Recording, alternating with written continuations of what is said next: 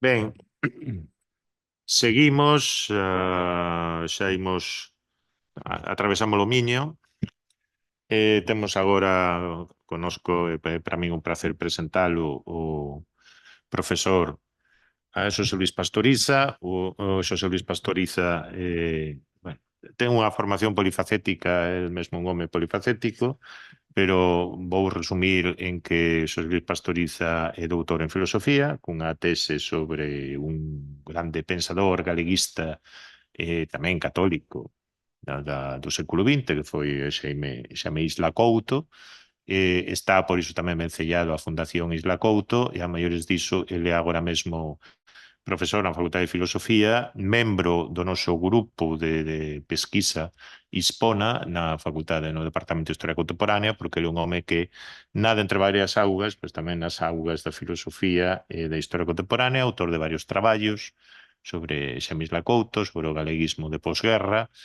Vai nos falar agora mesmo dun tema que coñece ben, que é, digamos, a visión da emigración nos pensadores católicos galegos dos anos 60. Cando queiras.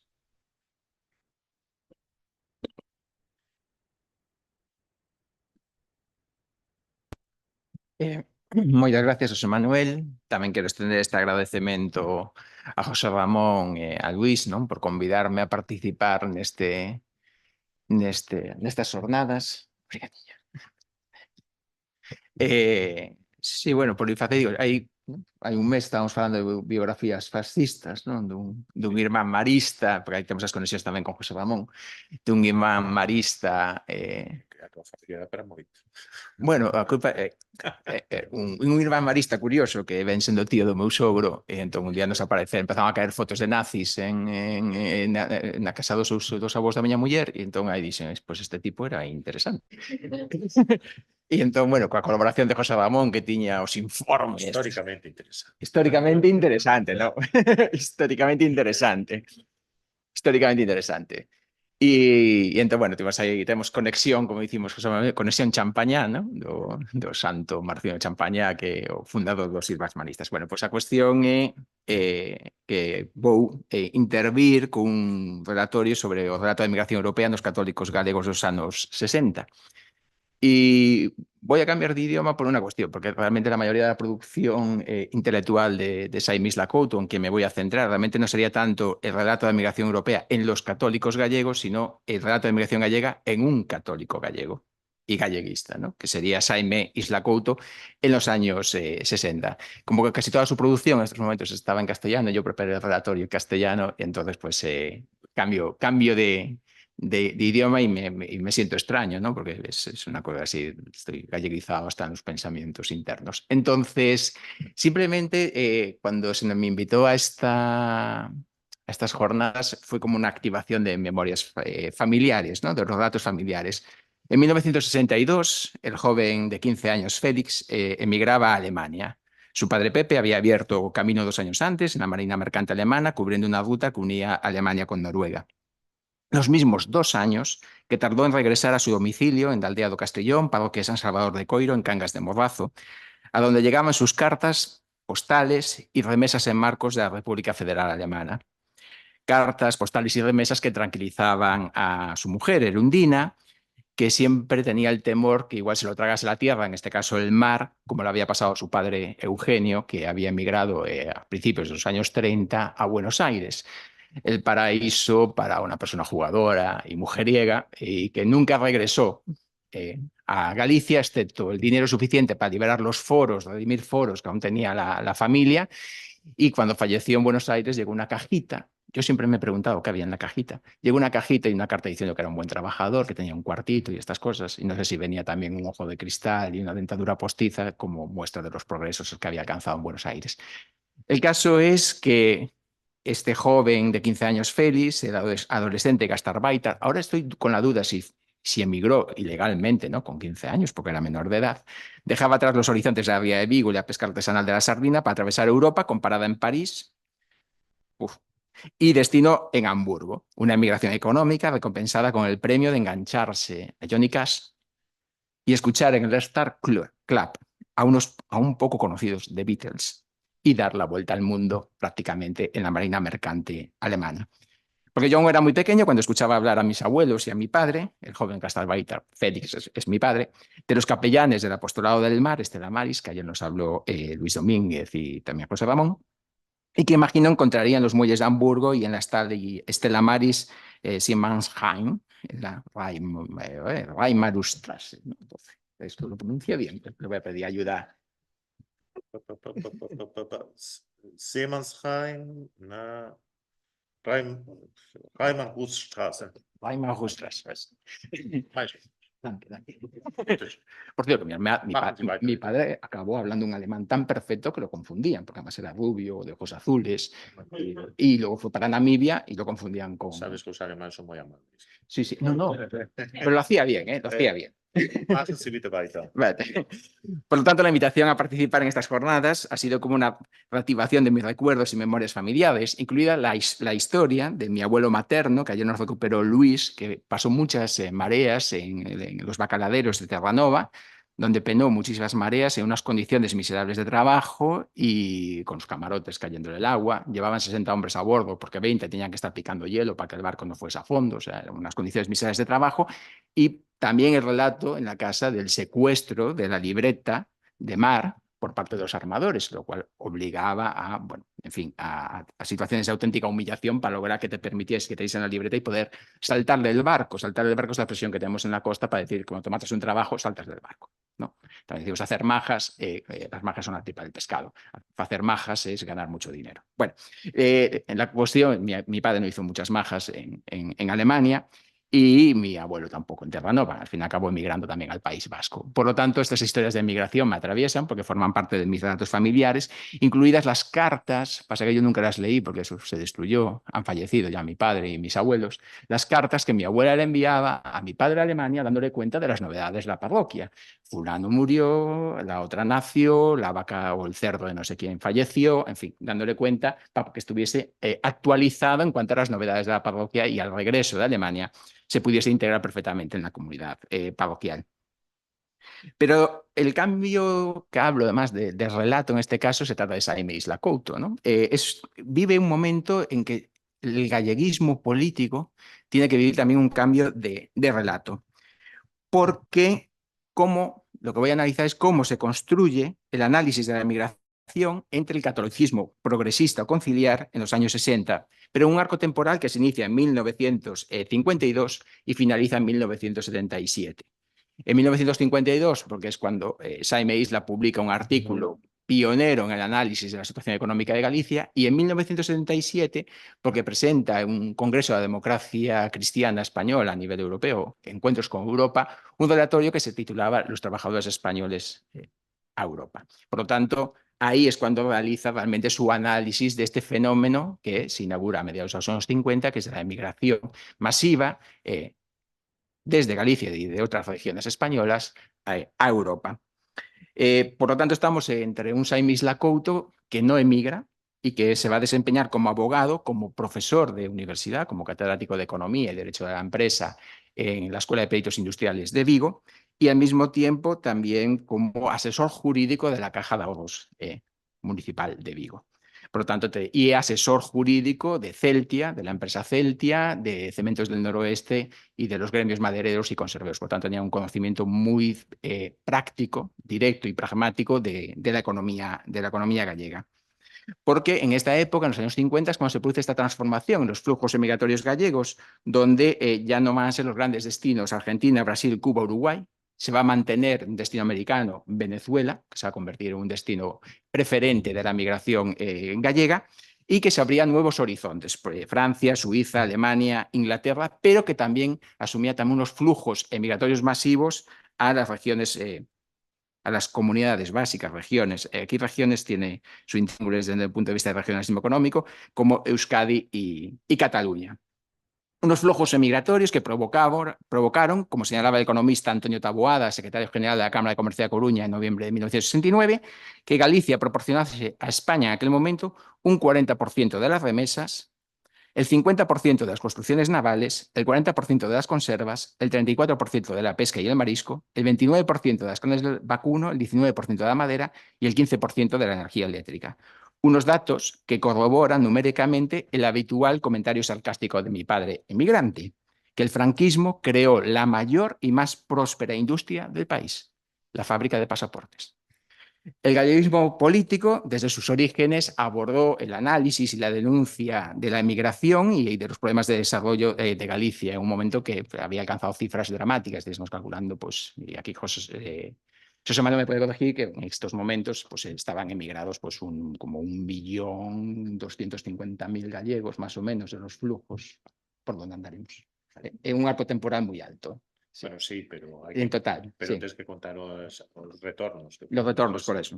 Bueno, emigraron. Pero bueno, emigraron de pasajeros, sí. Sí, 1.250.000 gallegos, ¿no? Dependiendo del tipo de migración que se hubiese desarrollado. Pero también la experiencia de migración también dotó energías al galleguismo, porque fue capaz de articular también sus redes, sobre todo en América, a través de los centros gallegos, las sociedades microlocales, que al mismo tiempo financiaban sus actividades y al mismo tiempo también eran constructoras y productoras de la identidad política, de la identidad cultural, en una relación que se intensificó especialmente a partir de la segunda década de los años 20, con esta dimensión también de la articulación política del galleguismo en Galicia. Pero el cambio de los flujos migratorios hacia Europa implicó una serie de desafíos para el galleguismo de resistencia antifranquista, ¿no? En estos momentos, por varios motivos. Por un lado, la ausencia de articulaciones colectivas sólidas, centros gallegos, casas de Galicia, en los países europeos de destino. Era un nuevo destino y, por lo tanto, no tenía la tradición emigratoria que había en América. La propia despolitización de las masas emigrantes gracias a la eficaz labor del franquismo. La ausencia de referentes políticos exiliados gallegos en Europa que actuasen como líderes étnicos entre la diáspora, la carencia de enlaces y redes galleguistas activas y la casi nula emigración de los referentes intelectuales o de las nuevas generaciones minoritarias galleguizadas, en mucho caso universitarios, que sí viajaban a Europa, pero no como emigrantes, sino para realizar viajes de estudios, como el caso de Manuel Meiras en París y en Londres, y el caso de los filólogos que acudían a Alemania para realizar una formación académica de doctorado en esos momentos. Por lo tanto, este desierto relacional se puede comprobar en un hecho, en la polémica que entre 1965 y 1969 se desarrolla en Galicia y que va a estar impulsada y promovida a un nivel social amplio, sobre todo por este grupo de católicos galleguistas progresistas, derivada de la reivindicación de la liturgia en gallego. Se aprueba la liturgia en lenguas vernáculas, pero los obispos gallegos, presididos por el cardenal Quiroga Palacios, se olvidan, es así, o sea, se olvidan de que el gallego es lengua vernácula de Galicia. Entonces dicen que la lengua vernácula para la liturgia en Galicia es el español. Por lo tanto, claro, esto genera una enorme polémica, una enorme reivindicación social.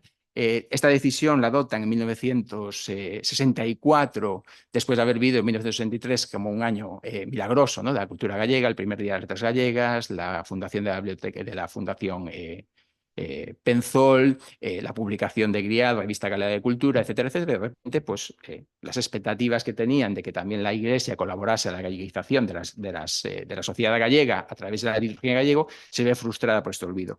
Hay una gran campaña a nivel interno en Galicia, pero también se movilizan las redes y sus redes, ¿no? del galleguismo y diáspora gallega. Haciendo un recuento de dónde llegan las cartas y telegramas, tenemos la Asociación Argentina de Hijos de Gallegos, el Centro de Lugo de Buenos Aires, el Centro Coruñés de Buenos Aires, el Consejo de Galiza, el Centro Urensando, el Centro Pontevedrés, el Centro Betanzos, Irmandad de Galega, Sociedad Nacionalista Pondal, Centro Gallego Avellaneda, Patronato de la Cultura Gallega Montevideo, Asociación Uruguaya de Hijos de Gallegos, 17 entidades gallegas del Uruguay, carta del Centro Gallego de Buenos Aires, etcétera, etcétera. Pero ninguna carta ni telegrama remitido desde Europa. Es decir, el único punto de conexión europeo que en estos momentos tenían los galleguistas católicos era un núcleo de seminaristas y sacerdotes galleguizados y concienciados que se estaban formando en Roma y que llegaron a constituir un grupo que se llamaban os Irmandiños, ¿no? Y que colaboraron en conseguir que finalmente, en enero del 69, se reconociese al gallego como lengua vernácula para su uso en la liturgia.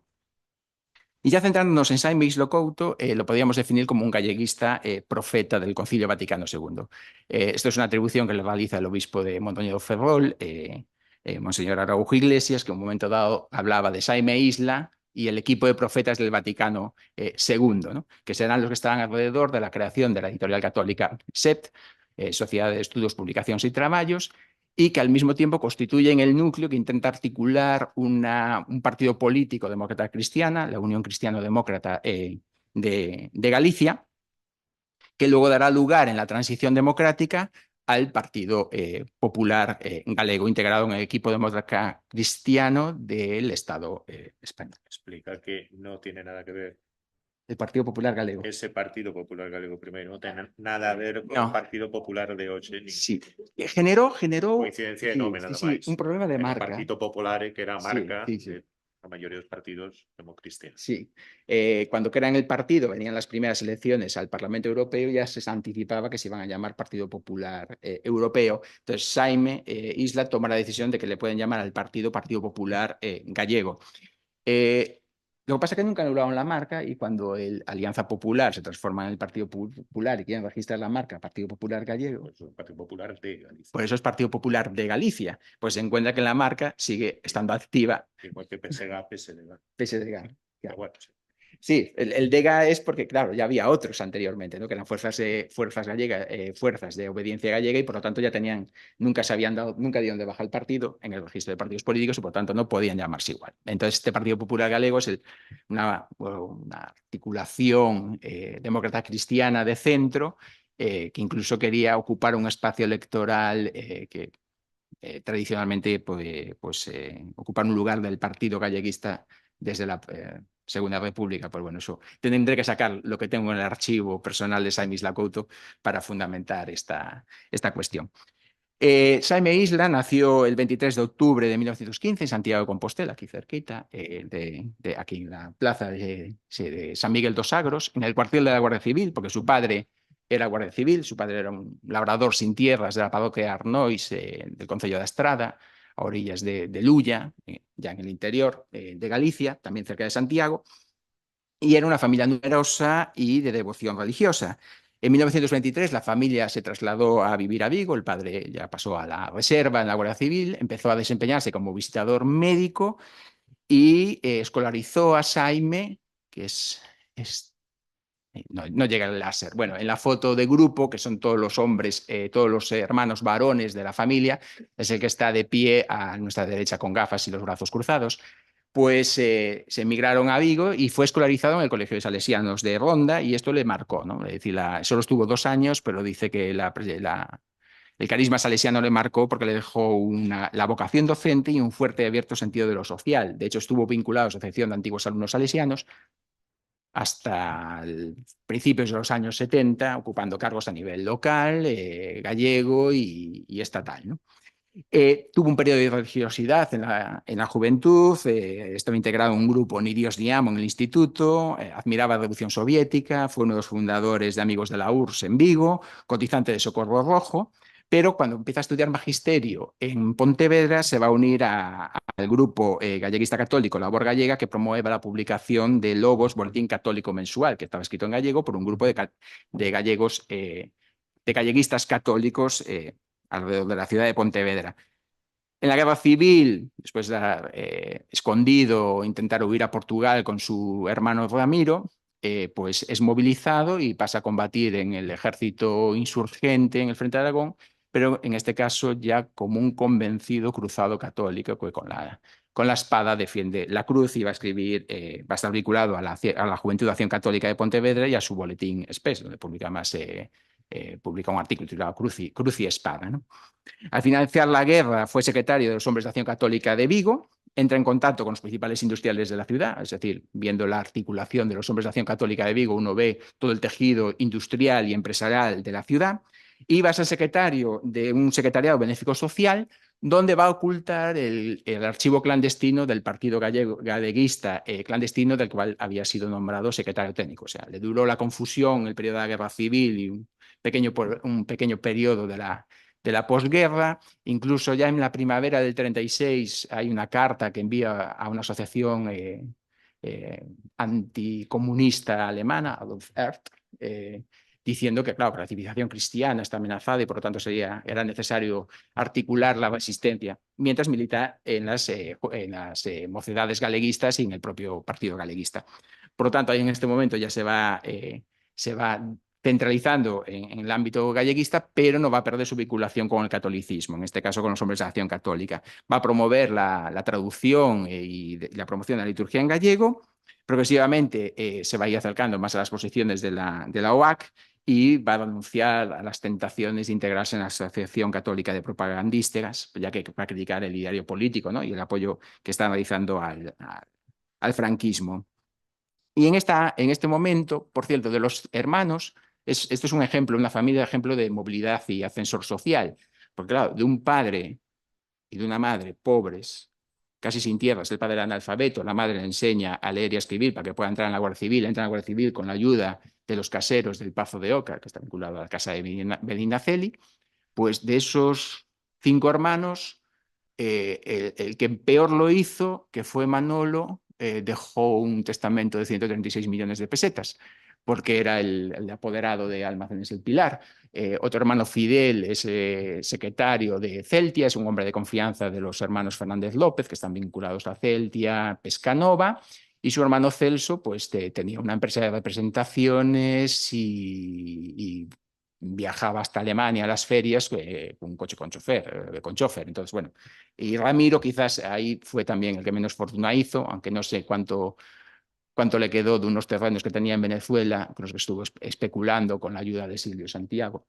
Entonces no sé si le quedó mucho o poco patrimonio. Pero bueno, con datos, pues el ascensor social fue tremendo. Y Saime es el asesor jurídico de la Caja de Ahorros de Vigo, quiero decir, al final un ejemplo de ascensor social, también vinculado por sus contactos y redes galleguistas.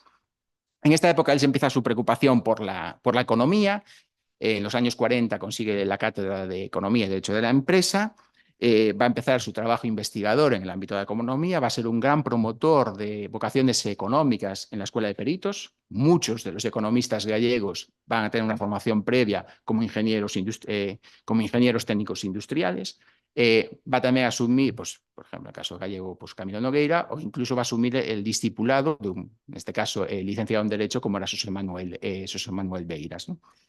Desde la Editorial Galaxia va a promover la revista de Economía de Galicia y va a dirigir esta revista, va a promover la creación de esta Sociedad de Estudos, Publicaciones y Trabajos SET, que es la principal iniciativa editorial de catolicismo galleguista, va a promover esta Unión Democrática Cristiana de Galicia, creada a imitación de la Unión Democrática de Cataluña, y en 1965, pues este Partido Popular gallego, donde convergen el viejo grupo de la Unión Cristiana Democrática de Galicia, vinculado al ámbito más bien de Vigo, Santiago, con un grupo coruñés liderado por Fernando García Gudín, que estaba vinculado a Izquierda Democrática de Joaquín Ruiz Jiménez. La candidatura que presentaba al Congreso fracasa en el 77 y el partido se disuelve en 1979. A nivel intelectual, pues Jaime tiene pues, quizás unos vecinanzas, ¿no? Veciñanzas, me salen en gallego, veciñanzas intelectuais, pues clásicas de un demócrata cristiana de la época. Pues por un lado tenemos a Jacques Maritain, él marcó humanismo integral. Él asiste al curso de verano que imparte Jacques Maritain en la Madalena, pues, en el año 34-35, en el primer curso de verano que se organiza en la Madalena. Jaime acude a escuchar a Jacques Maritain, que además son las conferencias que darán lugar después a humanismo integral. Va a ser también un gran admirador de Manuel Munier y lector de Sprit. Va a ser un seguidor ordo-liberal del economista alemán Wilhelm Röpke, que es uno de los constructores, ¿no?, que articula intelectualmente la reconstrucción de la Europa y del mundo de la posguerra en Civitas Humana y en la crisis social de nuestro tiempo. Y luego también va a ser un seguidor del dominico francés Louis-Joseph Lebret y su grupo de economía y humanismo. Realmente están todos los que aparecen en las notas a pie de página de Populorum Progressio. Por lo tanto, Jaime va a estar vinculado a esta dimensión de este catolicismo, ¿no?, renovador y reformista de los años 20-30 y que posteriormente se materializará en el Concilio Vaticano II.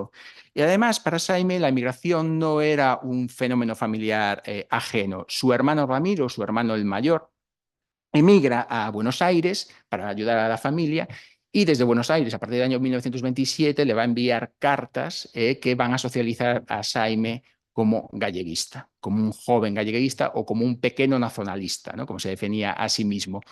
Y en esas cartas pues, vemos, que además hemos publicado con un prólogo maravilloso de José Manuel, se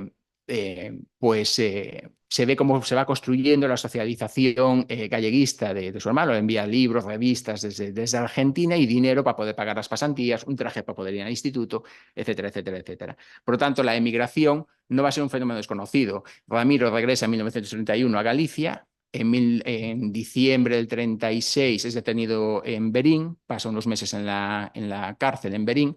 En abril del 37 pasa a Portugal para desempeñarse en una oficina de la empresa Celtia en Porto, y de ahí ya emigra a Francia, a México, a Colombia y a Venezuela hasta el año 57, en que regresa a Galicia. Por tanto, el fenómeno de la migración y el exilio no es desconocido para el propio Jaime.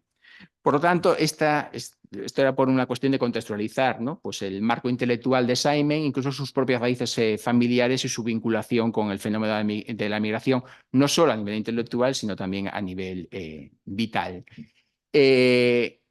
Quizás el primer estudio de la migración o las primeras referencias que realiza a la migración se encuentran en un artículo que publica en el número 4 de la colección Grial, que se publica en 1952, que se titulaba Alguns caracteres de economía galega actual, escrito en gallego, y donde denuncia ya en el año 52 que Galicia vive estos años una fase crítica de su desarrollo económico, con un proceso de industrialización y transformación profunda de su estructura económica que puede hacer tambalear las bases, los cimientos constitucionales de la economía de los paisanos. Saime es consciente que obviamente estamos ante una mayoritaria economía campesina, casi de naturaleza precapitalista, pero en los años 50 ya comienzan a atisbarse. Hay un gran debate en Galicia con respecto de la cuestión de la industrialización, y por lo tanto él intenta contextualizarlo y situarlo en un marco donde va a asumir los postulados de Wilhelm Rock y va a decir que es necesario fomentar el empirismo económico, que hay que evitar el economicismo que situaba la economía como un fin en sí misma e invitaba a renunciar al modelo del homo economicus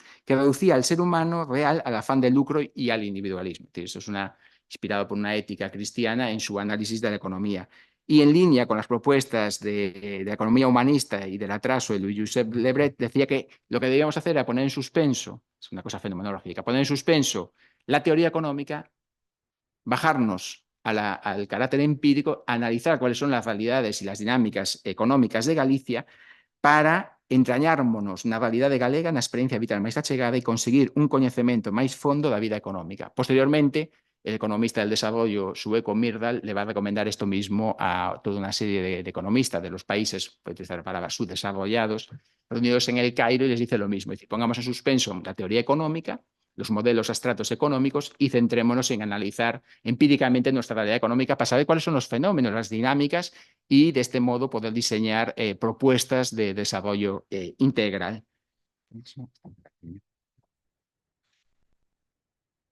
Es 10 minutos. 10 minutos, vale. Bueno, pues me apuro. Se puede hablar de migración. Sí, muy bien. Pues este texto, que fue considerado un verdadero grito galleguista de denuncia en medio del más absoluto desierto de la literatura económica, como lo definió José Manuel Beiras, pues realmente era la introducción, lo que debía figurar un primer capítulo de un manual fantasma, porque no se publicó, de estructura económica de Galicia o de fisonomía económica de Galicia, donde habría un capítulo dedicado a la emigración.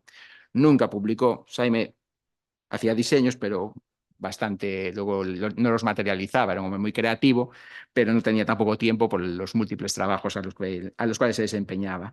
Posteriormente, en 1953, va a escribir el artículo Problemas del mundo rural gallego.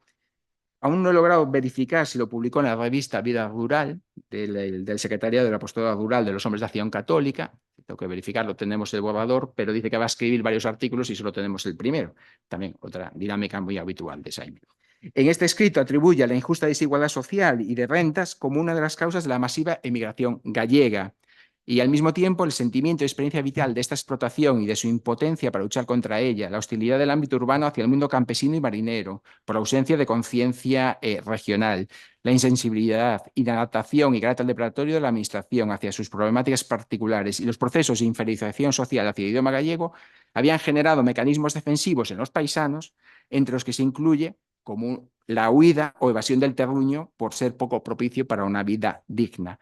Es decir, hay todas unas características. A mí me va a atribuir las razones de la inmigración precisamente en esta interacción de factores. No solo es una migración económica, sino también es una migración provocada por la inadaptación de la estructura institucional de Galicia, que no es capaz de dar respuesta a las demandas y, sobre todo, de poder acompañar los procesos de transformación. Es decir, no hay un liderazgo endógeno de ese proceso de transformación. De hecho, en todas las entrevistas de este periodo, uno de los principales mensajes de Saime va a ser que era necesario elevar el nivel de vida del campesinado para detener la sangría migratoria mediante el aumento de la productividad, la industrialización agroganadera y la comercialización de sus productos. O, como sintetizaba un periodista al acabar una de las entrevistas, facilitar el desarrollo con chimeneas propias. A esto se añade además su reivindicación del comunitarismo frente al individualismo y el minifundismo mental y político. En 1956, enviará un relatorio al primer Congreso de Migración Gallega donde se va a titular Axuda aos emigrados no instrumento económico de Galicia. Es decir, aún estamos en un momento donde comienza a emerger la migración hacia Europa, pero el foco sigue puesto en sus relaciones con la presencia masiva de migrantes en América.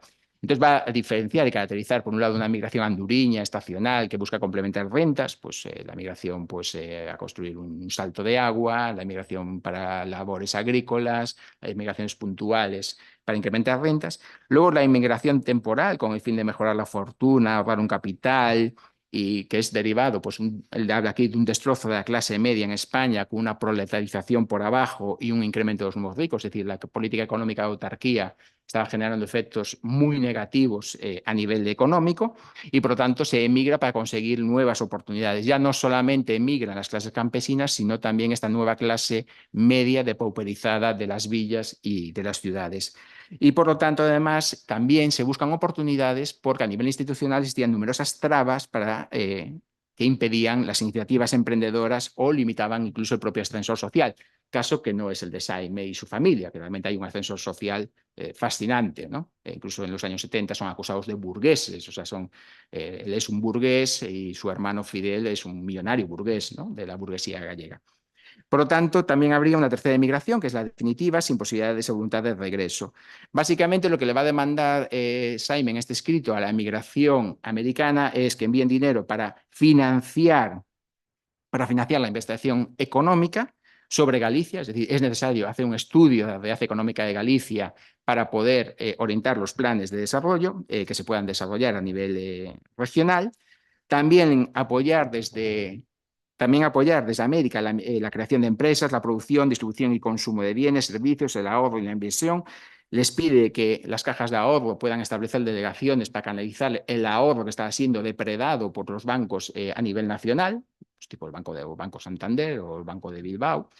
Y también, ya en este momento, dice que es necesario crear una sociedad de estudios e incluso una sociedad de inversión. Es decir, canalicemos las remesas de los emigrantes no para el gasto meramente consuntuario, suntuario, ¿no? O sea, para comprar un panteón en un cementerio, ¿no? Poner un panteón grande, para comprar tierras, para financiar la especulación inmobiliaria en las ciudades que, como Vigo, están empezando a vivir una expansión y crecimiento urbano, o como aquí en Santiago, ¿no? Lo que se llama el ensanche.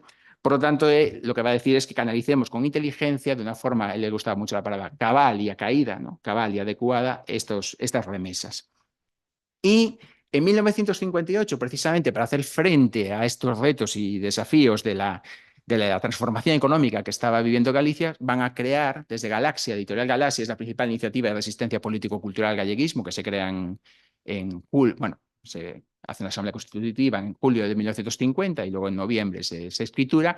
Y básicamente lo que hacen es transformar el partido galeguista clandestino en una sociedad anónima por acciones. No crean una editorial, sino que crean una sociedad anónima porque sabían que el código mercantil era mucho más complicado del franquismo realizar una actuación represora o censora.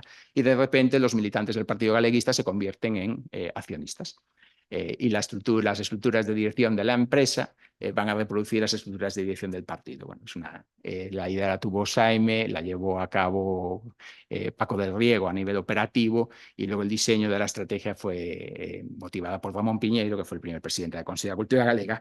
Por lo tanto, ¿cómo van a financiar la revista de Economía de Galicia? La van a financiar con remesas de los inmigrantes. Claro, la revista no vendía y entonces la van a financiar con remesas de los inmigrantes, básicamente americanos. Y en esta revista, que va a permitir introducir pues el regionalismo económico, va a introducir una visión no conflictiva de relaciones económicas, es decir, el conflicto en Galicia no es de clases, sino que es un conflicto entre clases urbanas y clases rurales, es un conflicto entre las personas que hablan castellano y las personas que hablan gallego, es decir, busca una superación, no introduce el análisis marxista de la lucha de clases, porque indica que no hay proletariado en Galicia todavía. Es decir, hasta el año 64 no se va a introducir el primer polo industrial en A Coruña y Vigo, por lo tanto aún no existe un proletariado, que existe un campesinado empobrecido. También la dedicación de una industrialización agraria y el europeísmo regionalista, e incluso el uso de la noción de región económica para reivindicar el carácter nacional de Galicia. Es decir, todas sus descripciones de región económica lo que fundamenta es una identificación, una reivindicación de Galicia como nación o, usando el términos europeístas, como comunidad básica. En todos sus editoriales, que además son anónimos, va precisamente a decir que el problema de la migración gallega y el aprovechamiento de sus recursos humanos y económicos se debe precisamente a que los salarios industriales e industrialización no van a resolver el problema de migración, lo cual se demuestra empíricamente, no logran absorber el excedente de mano de obra y por lo tanto la migración sigue siendo una realidad. La precariedad salarial, la desesperación, la imposibilidad de construir un capital, de ahorrar, la desvalorización de la renta campesina, la situación de crisis que estaba viviendo también económica a finales de los 50, el 59 con el plan de estabilización se agudiza esta crisis económica, por lo tanto las revistas nacen en el 58 antes del plan de estabilización y antes de los planes de desarrollo económico y social, ¿no?, que se van a desarrollar con el modelo francés de la planificación indicativa. Y Saime va a seguir criticando el intervencionismo estatal, las distorsiones de la competencia empresarial, el mimetismo industrializador, el egoísmo ambicioso, el economicismo, el dogmatismo ideológico económico, etcétera, etcétera. ¿Por qué? Porque todas las soluciones que se están postulando, incluso la fascinación que hay por las chimeneas. Bueno, ahora estamos viviendo un regreso al tiempo, ¿no?, con esta fábrica de Altri, nos quieren meter una celulosa en el interior de Galicia, es decir, esta fascinación por las chimeneas ajenas, ¿no?, que generan los recursos y industrias de enclave fuera. Y en los años 60, se va a producir esta articulación política. Estos son unos documentos de la Unión Cristiano-Demócrata de Galicia. Por un lado, un manifiesto, una declaración programática, por otro lado, un boletín titulado Novaterra, a invitación de la editorial de jesuita, ¿no? Pues donde aparece el manifiesto de la Unión Cristiano-Demócrata de Galicia. Ellos van a empezar a establecer relaciones pues con Angelo Bernassola, secretario de la Unión Demócrata Cristiana Europea, Wilhelm Hamm, de la CDU alemana, y con André Colin, ex ministro francés y destacado miembro de la democracia cristiana francesa. Lo que pasa es que este proyecto empieza en febrero del 65 y se muere en diciembre del 65. ¿Por qué? Porque habían diseñado como un elemento instrumental del partido la editorial SET. Se encuentran con la polémica del gallego y deciden centrar sus energías en la polémica del gallego, en la promoción de la liturgia gallego como un elemento de sensibilización y galleguización. Obviamente, en su declaración programática abordan las cuestiones económicas y los problemas de desarrollo de Galicia, y lo que van a hacer es básicamente decir que son un partido demócrata, federalista, pluralista, personalista, comunitarista, anticolectivista, partidario de una economía social de mercado y que actúa con base al realismo político y a la doctrina social de la Iglesia. Tras este intento frustrado de articularse políticamente, lo que Saime le va a pedir que escriba un artículo para un número especial de Promos, que era una revista catalana publicada en Barcelona y promovido por Cristians Catalans, que era promovida por Xavier Muñoz Pujol, donde en Cristians Catalans militaba el joven Jordi Pujol, y que era una revista pantalla para las actividades clandestinas de este partido, y que era legalmente propiedad de Carles Moner, que luego fue el secretario general de Força Socialista Catalana, y se definía como una revista destinada a cuadros de empresa.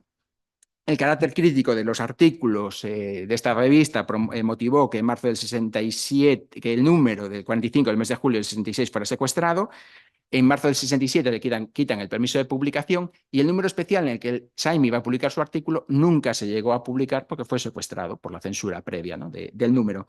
En este artículo, Saime va a escribir un texto titulado Una migración en cuatro frentes, Galicia, una migración en cuatro frentes, donde no solo va a hablar de la migración humana, sino que va a hablar de cuatro tipos de migraciones en Galicia. La emigración de la fuerza del trabajo, sobre todo en el ámbito rural, la emigración de las élites jóvenes que estudian o trabajan profesionalmente o intelectualmente fuera del país, una emigración de los capitales y agos del país, es decir, está preocupado por generar una base de capital endógeno, autóctono, que sea capaz de financiar una inversión industrial inteligente que valga caída, y por último, la emigración de la única fuente de energía del país, que es la hidroeléctrica. En este texto va a ser extraordinariamente crítico con la política del desarrollo franquista y afirma: la inmigración gallega no es tal vez más que la manifestación demográfica de una necesidad perentoria de evasión, comprensible en una comunidad que lleva siglos viviendo en un estado de sitio. Una terminología incluso bélica para describir. Va a criticar los planes de desarrollo que se han creado en el año 64, y va a pasar que el número va a ser secuestrado y no va a publicar. ¿Cómo consigue publicarlo? Pues en el año 68, la revista de los jesuitas, Mundo Social, Jaime estaba muy relacionado, en Vigo había una comunidad muy activa de jesuitas, curas obreros, estaba el padre Jaime Seixas, que también dirigía una comunidad de vida cristiana, etcétera, etcétera, estaban muy conectados con los jesuitas. Entonces van a publicar en la revista Mundo Social un número monográfico titulado La Iglesia y el desarrollo de Galicia. Ya se había publicado Populón Progreso, y en este marco de preocupación por los países subdesarrollados y las regiones subdesarrolladas, como es Galicia, a la cual califican casi de región del tercer mundo, no, la califican como región del tercer mundo, pues por lo tanto Jaime va a reciclar este texto, pero con otro título. El título va a ser Sistema Financiero y Desarrollo Regional. Y la primera parte del artículo le va a meter una migración en 4 frentes que había sido censurada en el número anterior de Promos. Por cierto, Promos es secuestrada, le cancelan el permiso de publicación, a Jaime le ponen una multa de 25.000 pesetas como director de la revista de Economía de Galicia por haber denunciado en las páginas de la revista de Economía de Galicia el problema marisquero que se estaba produciendo en la Ría de Arousa, y Mundo Social también va a sufrir una sanción económica. El padre Carlos Ginés de Grado, director del Mundo Social, va a recibir una sanción de 7.500 pesetas por haber publicado un número también muy crítico con el primer plan de desarrollo económico-social, e incluso por haber introducido letras de canciones revolucionarias chilenas en un número de junio del 69. Por lo tanto, como vemos, es una presencia. Los cuadernos Grial, por cierto, en el año 52, donde publica Jaime, a partir de ahí se prohíbe su publicación por el editor general de prensa, por el periodista falangista Juan Aparicio.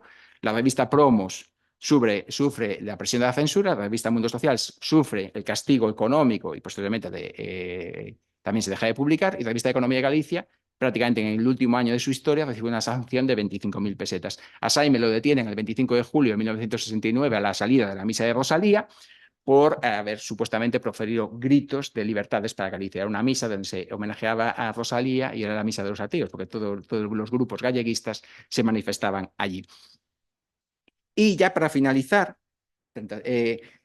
Jaime, en el año 75, van a empezar a articular esta propuesta del Partido Popular Galego, que se presenta a las elecciones del 15 de junio del 77 con el Partido Galego Socialdemócrata, y va a participar en estas jornadas de febrero del 77 de encuentros con Europa. Y realmente en este texto, que se titula Trabajadores españoles en Europa, es donde realiza quizás el análisis más crítico de este trabajo. Ya tiene una perspectiva también global, más de 20 años de migración europea. Entonces va a decir que, ¿por qué se va a Europa? Por la inestabilidad política económica de los países americanos, por la demanda de mano de obra en Europa, por la mayor proximidad geográfica y por los salarios más elevados. Pero se diferencia de la emigración americana tradicional por la menor duración, la integración mínima, la voluntad de retorno, la intención de realizar importantes ahorros a corto plazo, por la inmigración activa también de la mujer, y porque ya no solo afecta a Galicia y determinadas regiones españolas, sino a la totalidad del Estado. Es decir, Europa se ve como un destino. Y va a desmontar mitos de la emigración, como que la emigración es libre y consciente cuando es forzada, cuando el mito de la asistencia técnica y financiera que reciben los países, las regiones de emisión, cuando realmente que más se beneficia es el país destinatario, el mito del provecho de los países de origen emigrante mismo, y cuando estos emigrantes están recibiendo salarios más bajos, ocupan trabajos marginales, en muchos casos son emigrantes cualificados o alfabetizados que no están desempeñando su trabajo, e incluso en muchos casos no tienen la movilidad social. Tenemos ejemplos de emigrantes gallegos en Europa que hayan venido millonarios. Por lo menos no tengo conciencia de ninguno. Alguno hay, pero menos que los indianos, ¿no? Tradicionales. Tampoco había tantos. Por lo tanto, en conclusiones, realmente estamos ante un momento en que hay una interpretación tardía de la migración a Europa, es decir, hay un descoloque. O sea, en los años 50 les coge aún con el foco puesto en América, En segundo lugar, esto es un fenómeno que va a descolocar a los galleguistas, es decir, porque aún tienen que articularse societariamente y de repente también van a aparecer otros centros de la inmigración gallega, Bilbao, Barcelona, Madrid. En Bilbao pues va a haber un exalumno de Saime, también dinamizando el centro gallego, como es Kiko de la Casa de Galicia, de Bilbao, de Baracaldo, que es Kiko Domínguez. En Barcelona van a tener un enlace que va a ser Basilio Rosada y en Madrid, bueno, el centro gallego es particular. Los Madrid gallegos son particulares. Sí, pues van a buscar sus articulaciones. Por lo tanto, este es un fenómeno que se da simultáneamente a algo inédito, que es la destrucción de la estructura económica tradicional campesina rural gallega. También acontece en un momento del cambio que genera el concilio y la propuesta de la Iglesia con respecto del desarrollo y del el desarrollo humano integral, como se plasma en la Popular Progressio, y por lo tanto, ante toda la preocupación de Simon, va a ser una lectura de cómo poner en valor y cómo aprovechar los recursos económicos, las remesas, que pueden dotarnos de un capital y de un ahorro para poder financiar una inversión inteligente, caída y cabal en Galicia. Por lo tanto, esta fue la lectura o el relato de un católico galleguista como es Jaime Isla Couto respecto de un fenómeno novedoso como es la migración a Europa. Muchas gracias.